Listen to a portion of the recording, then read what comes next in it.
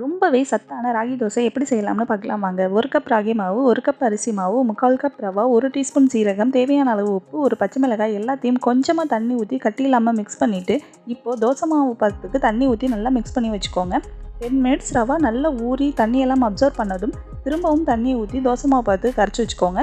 ரொம்பவும் தண்ணி ஊற்றக்கூடாது, தோசை மாவு பதத்துக்கு இருந்தால் போதும். ஒரு பெரிய பல்லாரி வெங்காயம், 1 இன்ச் இஞ்சி, மல்லி, கருவேப்பிலை எல்லாம் பொடிசாக கட் பண்ணி மிக்ஸ் பண்ணி வச்சுக்கோங்க. சைடில் தக்காளி சட்னியும் ரெடி பண்ணிக்கிட்டேன்.